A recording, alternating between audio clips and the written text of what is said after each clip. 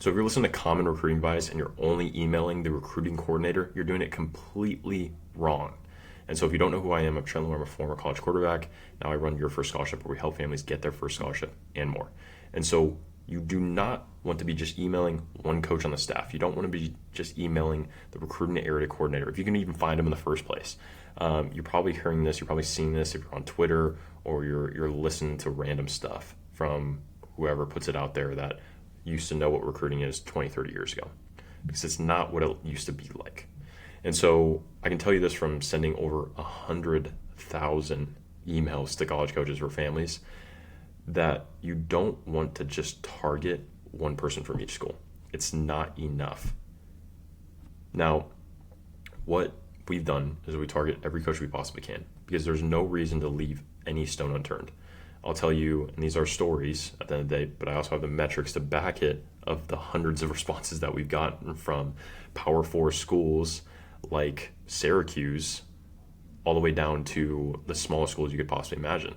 And the truth is, I've gotten responses myself from head coaches. I've gotten responses from low-level guys like analysts. And each one matters, because you never know who's going to be the guy that really likes your film and wants to recruit you. And you also don't know who has the time at the moment. And so the key is you want to message every single coach you possibly can. It's a dichotomy at the end of the day. Not everybody has the time to message every single coach you can. And also you want to get the most bang for your buck. So the thing is, you have to realize there are some times where, hey, it makes sense if you're doing this yourself, you're doing this manually. Yeah, okay, you probably want to focus on a few people of each staff to make sure that you make the most of your time. But in other cases, it also makes sense to message everybody you can. And so you want to make sure you're making the most of your efforts, and then following up on top of that, because the thing is, one message is not going to be enough. And so you want to reach out to these coaches multiple times. So the whole reason behind No Stone Unturned is because, again, you never know what's going to happen. And it's funny, I remember the summer I was talking to one parent that's in Your First Scholarship. I've been working with them for probably about over half a year now.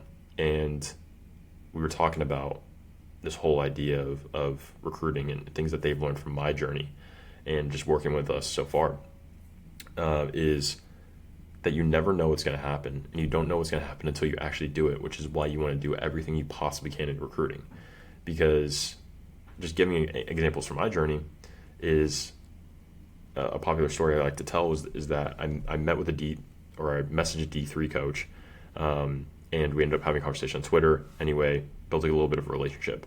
Fast forward a couple months, I ended up meeting him at a camp, and we having a little bit of conversation there. I ended up getting a phone call later that summer, getting an offer from him. Now, it's not a scholarship offer because they're a D3 school.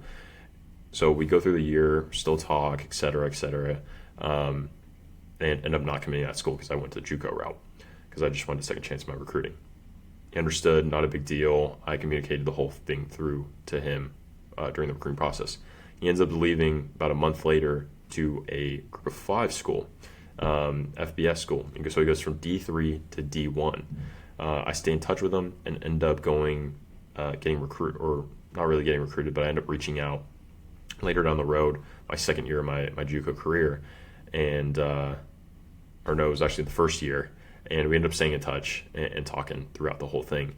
And I ended up going to camp, doing that whole thing.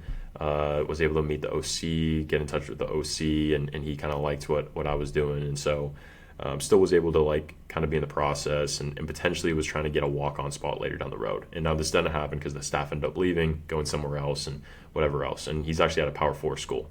So pretty crazy there. But the whole thing is who knew that this one DM that I sent would turn into this whole story that I tell now, and these opportunities that I got later down the road? You never know what's going to happen, because you can start talking to one coach, he switches schools, he ends up being the right fit for you, and you stay in touch. He's really liked your film this whole time, and he sees the progression, and he really sees the player that you are. And something that happened 3 years ago turns into something that gives you an absolutely amazing opportunity today. And that's really the whole thought, because yeah, you can go ahead and message a recruiting coordinator one time, and you can say that, oh, they must have saw my film and absolutely hated it. That means every coach on the staff hates it. And that's just not true. That's not the case. And so I definitely will say it's tough to do, but at the end of the day, recruiting is a tough thing. It's a tough game to play. And if you're trying to get the best results possible, if you're trying to give you or your son the best chance at finding the best fit for them, they should be willing to do anything that you can to get his film in front of the right people. And so this goes to trying to do everything you can to get in front of as many coaches as possible, because you never know which one is going to be the one that goes, wow, I really like that kid. We need to offer him ASAP. And so just continue putting yourself out there, doing as much as you possibly can. Don't limit yourself to one coach of each school, because that doesn't make sense. It makes sense in the sense that, like, yes, that one coach will probably give you a best chance of getting a response if you had to pick any coaches. But the thing is, you generally have more time and more resources to do more than one coach. So why would you just limit yourself to one? Because you never know. You never know what's going to happen. And again, I'll give you more examples. Is most of our replies do not come from the area coordinator or the recruiting coordinator. Shoot, I want to see the stats of how many recruiting coordinators have responded to our emails. That would be freaking hilarious, because I can't remember the last one. So I now need to look that up. But most of the time, it's the most obscure coach that you could possibly imagine. I mean, I remember a DC fell in love with my film. And yeah, absolutely loved my stuff. And I play quarterback. And we've had times where quarterbacks are getting responses from D-line coaches. D-linemen are getting responses from receivers coaches. And you just never know who's going to be the one that picks your film up, really likes it, and takes a liking to you. So make sure you're putting yourself out there. Make sure you're leaving no stone unturned. And we actually make the job real easy over at Your First Scholarship.